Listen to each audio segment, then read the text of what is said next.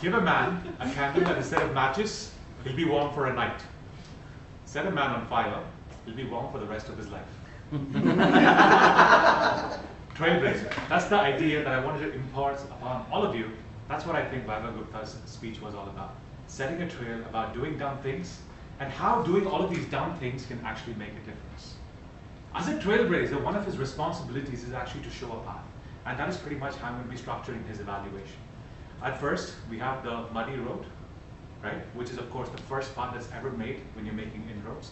Then we have Bangalore's roads, full of potholes, but we need to navigate them carefully.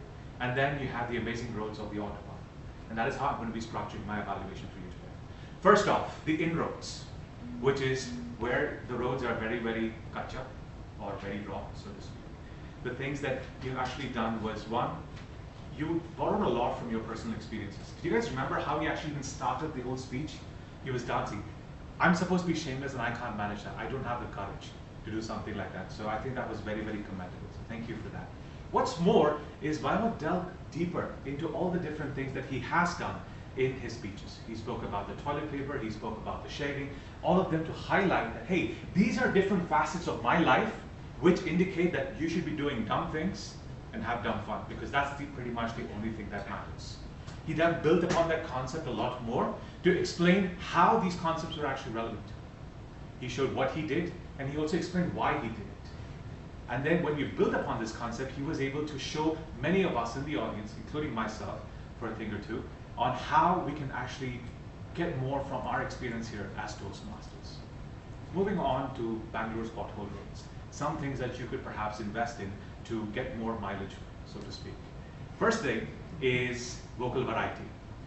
Although your timbre and your pitch were quite within the permissible range, you could definitely invest in, let's say, using a lot of volume like you did in the very beginning of the speech, and perhaps when you're trying to express your depression, your sorrow, varying the volume would definitely help. As well as pauses and pacing.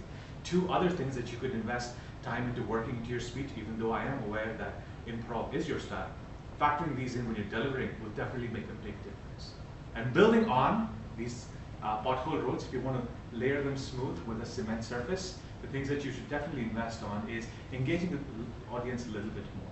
In the beginning, you did have a question or two, and you made the topic selection quite suitable for the audience. But once you have that initial momentum, that inertia, and if you can build on that a lot more, what happens is you're already taking your audience along on this journey, right? But once you get them there, you don't stop.